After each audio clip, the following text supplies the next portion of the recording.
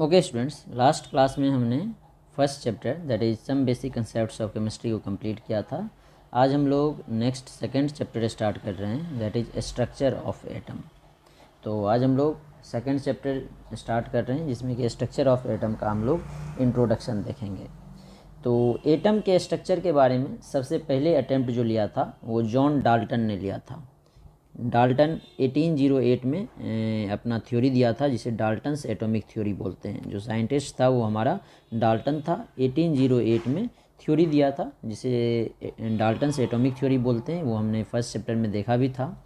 इसके अकॉर्डिंग जो हमारे मैटर होते हैं, कोई भी जो मैटर है वो एक्सट्रीमली छोटे छोटे पार्टिकल, एक्सट्रीमली माइन्यूट, माइन्यूट का मतलब बहुत छोटे, इनडिविजिबल पार्टिकल से बना होता है जिसे एटम बोलते हैं।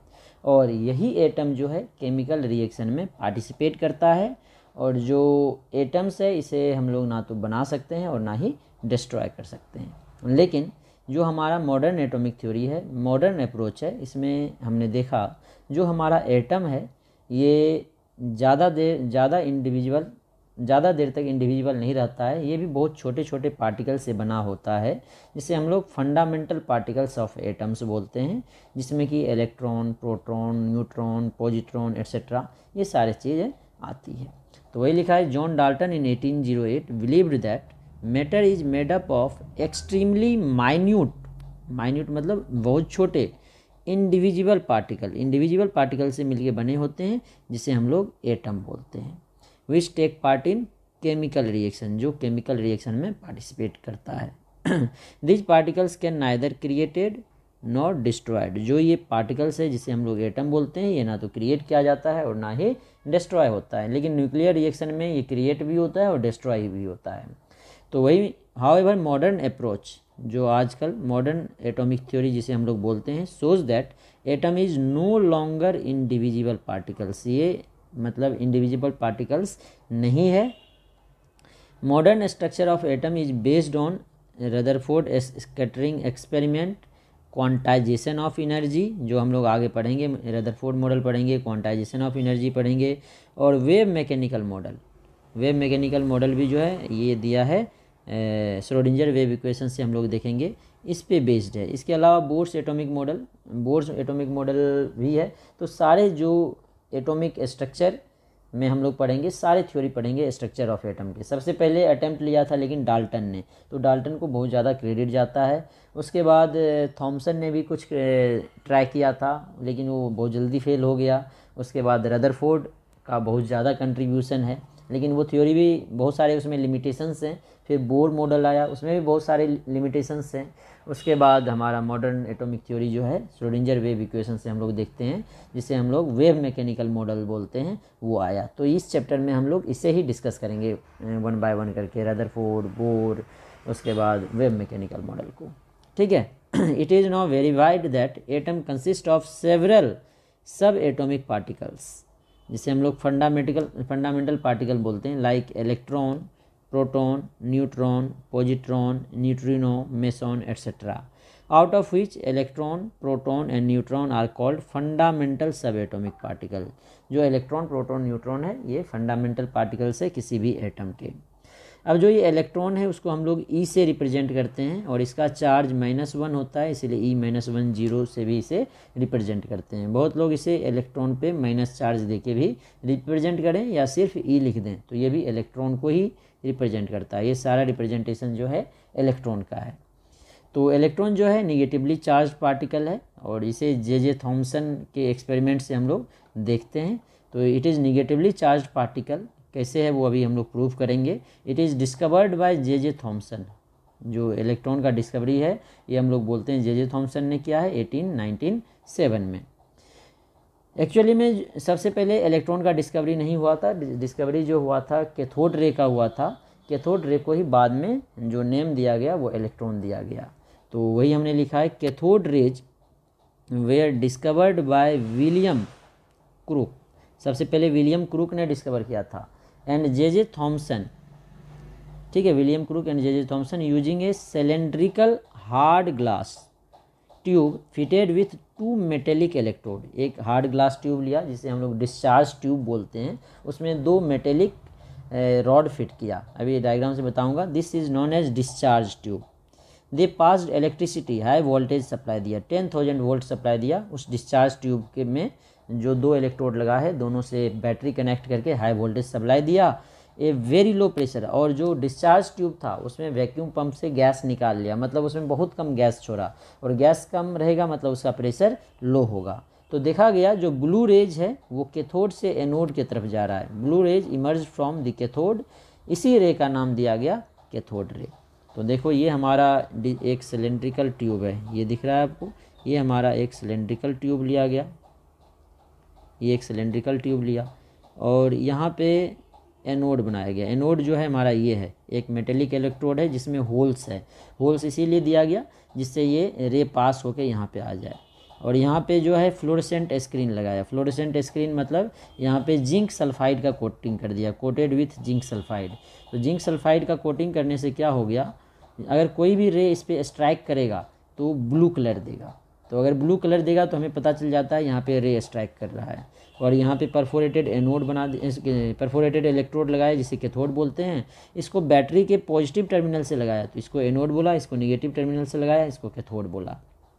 ठीक है, अब यहाँ वैक्यूम पंप लगा के इससे गैस निकाल लिया और इसमें बहुत ही कम गैस छोड़ दिया, मतलब गैस कम है तो उसका प्रेशर भी कम होगा। तो क्या देखा, कुछ रे यहाँ से निकल के यहाँ जा रहा है जिसका नेम उन्होंने कैथोड रेज दिया था, जिसको बाद में कैथोड रेज से कन्वर्ट करके हम लोग इलेक्ट्रॉन बोलते हैं। ठीक है, अब कैथोड रे की क्या क्या प्रॉपर्टी होती है। ये स्ट्रेट लाइन में ट्रेवल करता है, जो हम लोग 9th-10th में पढ़े थे। कैसे पता किया स्ट्रेट लाइन में ट्रेवल करता है, बीच में इसमें हम लोग क्या करेंगे, इसी में बना देता हूँ फिर इरेज करके बताऊँगा। इसमें कोई ओपैक सब्सटेंस रख दे, तो कोई ओपैक सब्सटेंस रख दिया तो देखा इसका शेडो बन रहा है।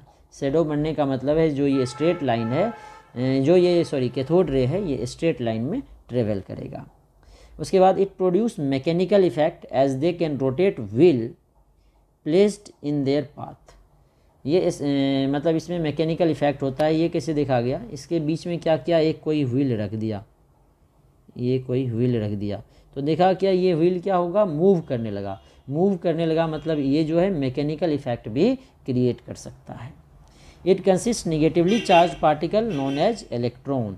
इसमें जो है निगेटिवली चार्ज पार्टिकल है। ये कैसे पता किया, क्योंकि ये जो पॉजिटिव टर्मिनल है इस पर स्ट्राइक कर रहा है, तो ये पॉजिटिव टर्मिनल पे स्ट्राइक कर रहा है, तो पॉजिटिव पे कौन स्ट्राइक करेगा, जिस पे निगेटिव चार्ज होगा, तो इससे पता चल गया ये निगेटिवली चार्ज पार्टिकल होते हैं।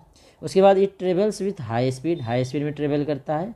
इट कॉज फ्लोरेसेंस, फ्लोरेसेंस का मतलब है जब इस पर स्ट्राइक करेगा, जो फ्लोरेसेंट स्क्रीन है हमारा जिंक सल्फाइड से कोटेड किया हुआ, तो वो ग्लो करता है, ब्लू कलर का लाइट देता है, मतलब ये फ्लोरेसेंस क्रिएट करेगा।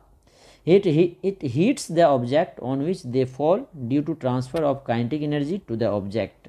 अगर इसके बीच में कोई ऑब्जेक्ट रख दें, इसके बीच में कोई ऑब्जेक्ट रख दें तो उसे हीट कर देता है, मतलब जो इसका काइनेटिक एनर्जी है वो हीट एनर्जी में ट्रांसफ़र हो जाता है। When it falls on heavy metal X rays are produced. जब हम लोग कैथोड रे को हैवी मेटल, जैसे कि हमारे गोल्ड हैवी मेटल है, जैसे कि गोल्ड है, सिल्वर है, उस पर फॉल करें तो उससे एक्स रे का एमिशन होता है। It possesses ionizing power, that is it ionize the gas through which they पास।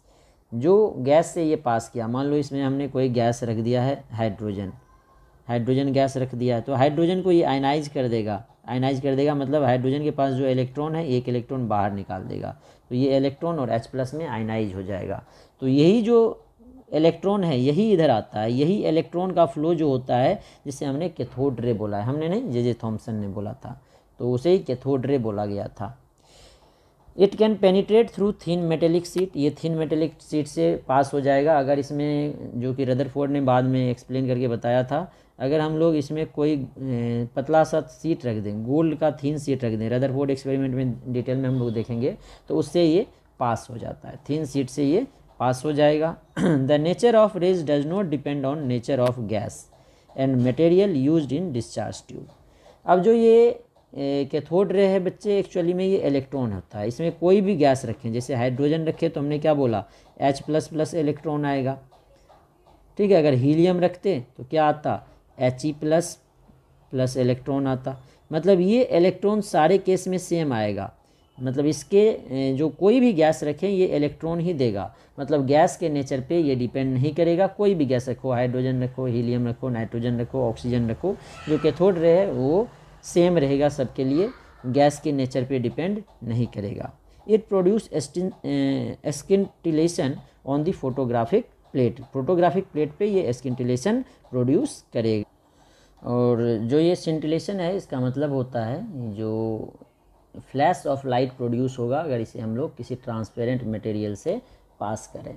ठीक है, इसके बाद हमारा नेक्स्ट आया था साइंटिस्ट मुलिकन ने ऑयल ड्रॉप एक्सपेरिमेंट किया था, उसकी बात हम लोग बाद में करेंगे, ऑयल ड्रॉप एक्सपेरिमेंट। और उन्होंने चार्ज और मास का रेशियो निकाला था, और चार्ज और मास के रेशियो से उन्होंने कैलकुलेट किया था जो इलेक्ट्रॉन है इसका चार्ज निगेटिव में 1.602 इंटू 10⁻⁻19 कूलम्ब होता है। तो आप याद रखना इलेक्ट्रॉन का चार्ज -1.602 इंटू 10⁻⁻19 कूलम्ब होता है। ठीक है, और जो स्पेसिफिक चार्ज है E/m रेशियो जो इलेक्ट्रॉन के लिए होता है वो आता है 1.758 इंटू 10⁻11 कूलम्ब पर kg। और जो मास ऑफ इलेक्ट्रॉन है ये आता है 9.109 इंटू 10⁻31 kg, जिसे AMU में हम लोग नेग्लिजिबल लेते हैं 0.00054 AMU। और जो चार्ज है कूलम्ब को अगर कभी ESU में कन्वर्ट करना हो तो 3 इंटू 10⁻9 से मल्टीप्लाई कर देंगे। ESU भी जो है चार्ज का ही यूनिट है, लेकिन जो ESU है ये CGS यूनिट है, कूलम्ब जो है SI यूनिट है। ठीक है, तो कूलम्ब को जैसे हम लोग kg को ग्राम में चेंज करेंगे तो क्या करेंगे 10⁻3 या 1000 से मल्टीप्लाई करेंगे। और उसी तरह अगर कूलम्ब को ESU में कन्वर्ट करना है तो 3 इंटू 10⁻9 से मल्टीप्लाई करेंगे।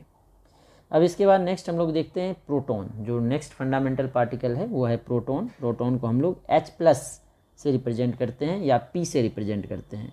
बच्चे जो हाइड्रोजन होता है, हाइड्रोजन के पास एक इलेक्ट्रॉन होता है, एक प्रोटॉन होता है।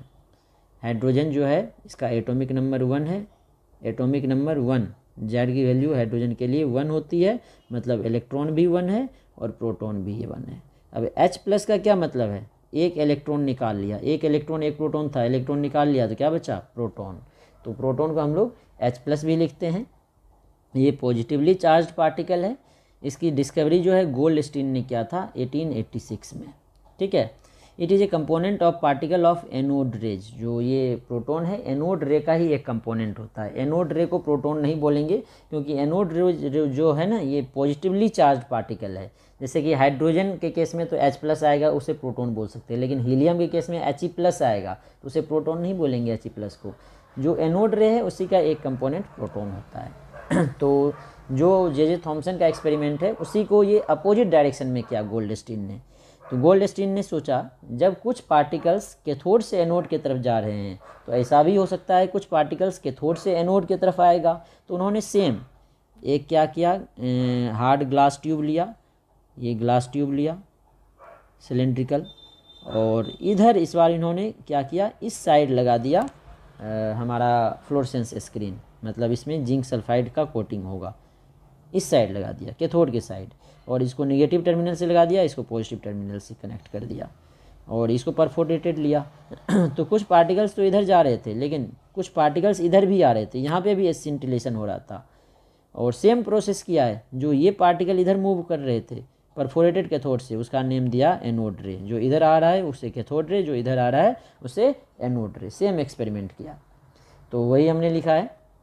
Goldstein used perforated cathode in the discharge tube and repeated cathode ray experiment, same experiment को repeat किया and observed the formation of anode ray। फिर देखा anode ray आ रहा है। these rays were also termed as positive और canal रे। जो anode रे है इसे ही हम लोग पॉजिटिव रे या कैनाल रे भी बोलते हैं। एक्चुअली में ये क्या आया, जैसे हमने बोला था यहाँ पे मान लो हाइड्रोजन गैस दिया तो आयनाइज होगा तो H+ प्लस इलेक्ट्रॉन, हीलियम ले लिया तो क्या बनेगा He+ प्लस इलेक्ट्रॉन। तो जो ये इलेक्ट्रॉन है ये तो कैथोड रे है, ये जो पॉजिटिव चार्ज पार्ट बच गया, पॉजिटिव चार्ज पार्टिकल, वो किधर जाएगा, निगेटिव चार्ज पार्टिकल की तरफ, कैथोड की तरफ आएगा। कैथोड की तरफ आएगा क्योंकि उससे पॉजिटिव चार्ज है, कैथोड पे नेगेटिव चार्ज है। तो कहाँ से आया, एनोड से कैथोड की तरफ आया, इसलिए इसका नेम एनोड रे। और पॉजिटिव चार्ज है इसीलिए इसे पॉजिटिव रे भी बोलते हैं, और ये कैनाल के फॉर्म में आता है इसीलिए इसे कैनाल रेज भी बोलते हैं। ठीक है। अब देखो ये जो पॉजिटिव है ये गैस के नेचर पे डिपेंड करेगा, जो ये इलेक्ट्रॉन था ये गैस के नेचर पे डिपेंड नहीं करता था, लेकिन जो ये एनोड रे है गैस के नेचर पे डिपेंड करेगा। He+ का अलग प्रॉपर्टी होगा, He+ का अलग प्रॉपर्टी होगा, H+, अगर कोई और गैस ले लेते हैं जैसे कि नाइट्रोजन ले लेते तो वो क्या देता है N++ इलेक्ट्रॉन, तो इसकी प्रॉपर्टी अलग होती है। गैस पे डिपेंड करता है एनोड रे, कैथोड रे गैस के नेचर पे डिपेंड नहीं करता है।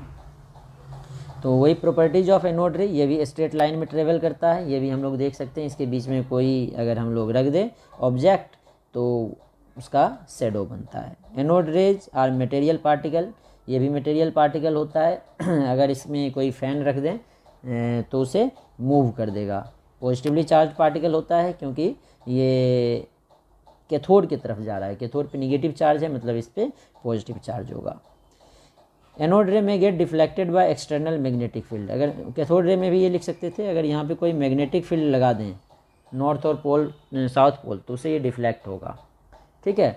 एनोड रे also deflect photographic plate, effect photographic plate जैसे हमने यहाँ पे फ्लोरेसेंट स्क्रीन लगाया, अगर कोई फोटोग्राफिक प्लेट का मतलब है जो पहले कुछ टाइम पहले अगर आपने देखा हुआ तो निगेटिव होता था पिक्चर खींचने के लिए, तो उस पर स्ट्राइक करेगा तो वहाँ पे भी ये अपना इफेक्ट करेगा, उसे भी ये क्या करेगा डिस्कलर कर देगा।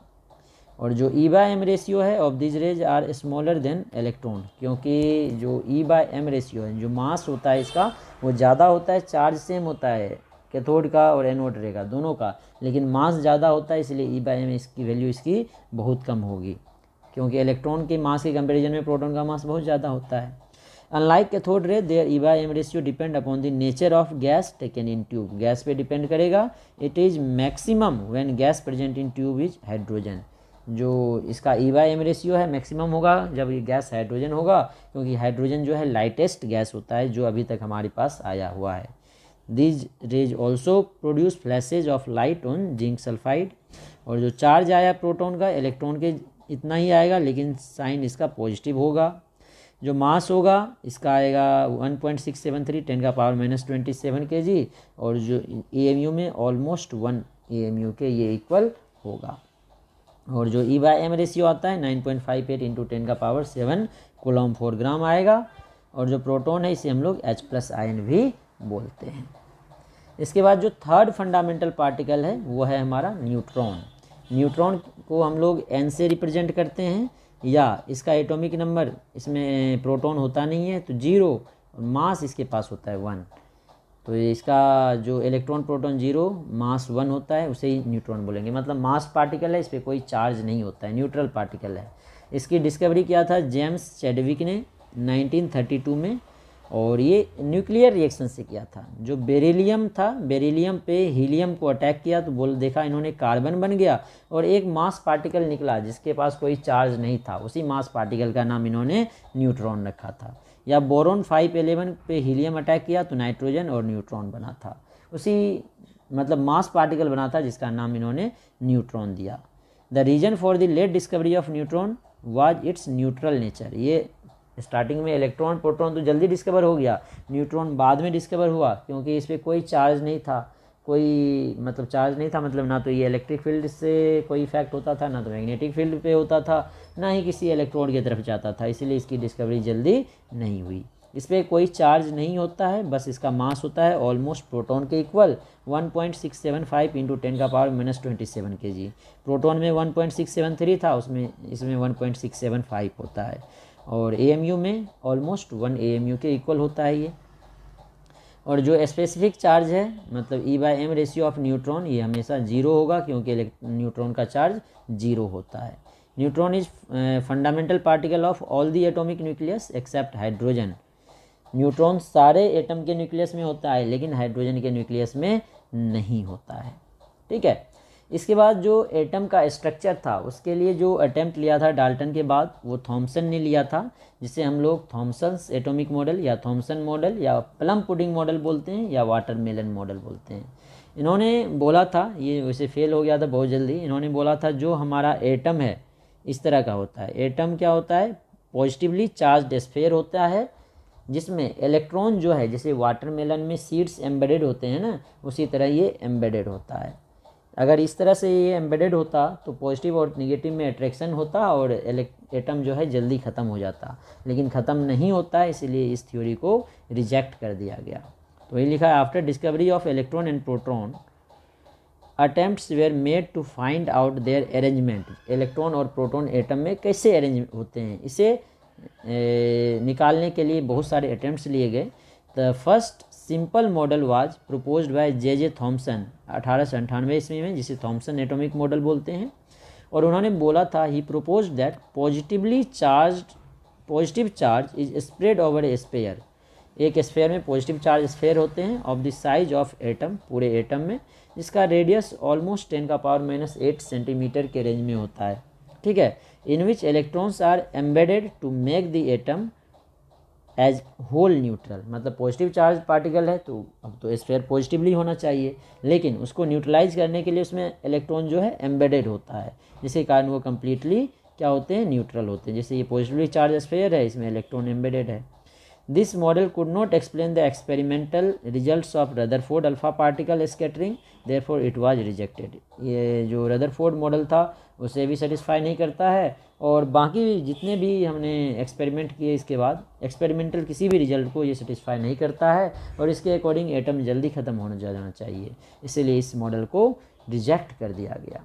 अब इसके बाद हम लोग नेक्स्ट रदरफोर्ड मॉडल देखेंगे, फिर बोर मॉडल देखेंगे। तो नेक्स्ट क्लास में हम लोग रदरफोर्ड मॉडल से स्टार्ट करेंगे।